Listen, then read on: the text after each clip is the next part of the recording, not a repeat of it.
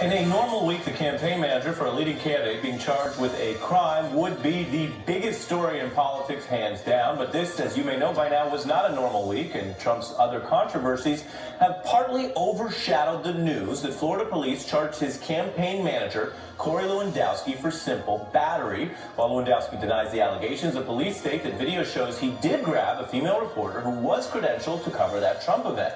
Police obtained that video that you're looking at from the Trump National Golf Club, where the event was held, after the reporter, Michelle Fields, filed a police report. Now, many have been calling on Trump to discipline or fire his aide, but the candidate is standing by him and insisting the entire incident is overblown. Trump's also given the term public defender new meaning by ad-libbing a whole range of defenses for Lewandowski.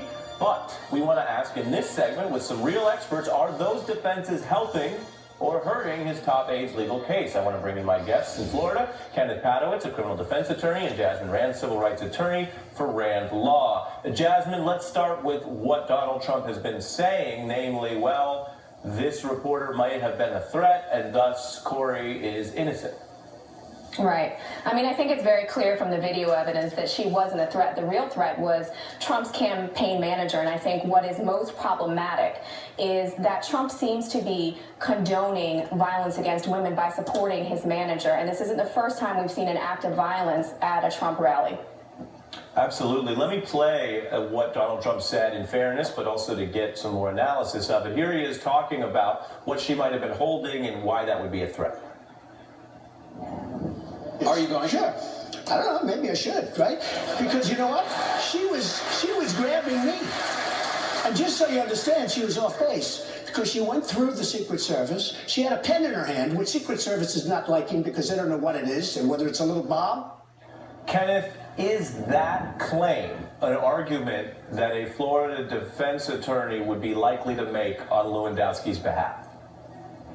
There's a legal term for that defense, and that's called silly and absurd. I mean, come on, let's be real here. From a guy who says that he's for real when he talks to the American people, that's not a valid legal defense. What we have to look at here is there a violation of criminal law by an intentional touching without consent? You don't even need an injury. And clearly, there's sufficient evidence in this case, more than I've seen in practically 30 years of prosecuting or defending cases in a battery charge. In this case, there's clearly intentional touching. Why is it so much more evidence? You've worked as a prosecutor and a defense attorney in Florida.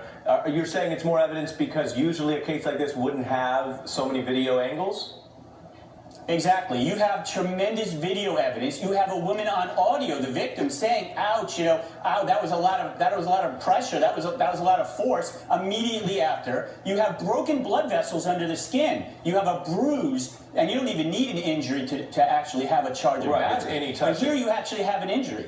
So it's a very, very strong amount of evidence for a battery charge. Now that doesn't mean that if the prosecutor decides to go forward with this before the arraignment in 1 month, that there's going to be a conviction. There may very well not be a conviction in this case. Sure, it can go a lot of ways. I mean, Jasmine, what are we to make, though, Donald Trump? Because is he trying to help himself and talking about something that affects his campaign? Is he trying to help Lewandowski if, according to the analysis I'm hearing here, the arguments that Trump made this week are not helpful to Lewandowski?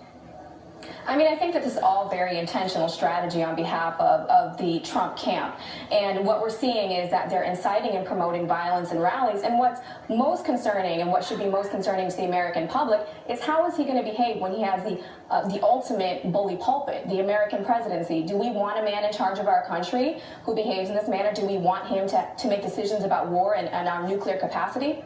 And Kenneth, on the legal path, if you were advising a client in this situation and say there was touching shown on video, but some wider debate over what it meant, how would you advise that defendant to resolve this case?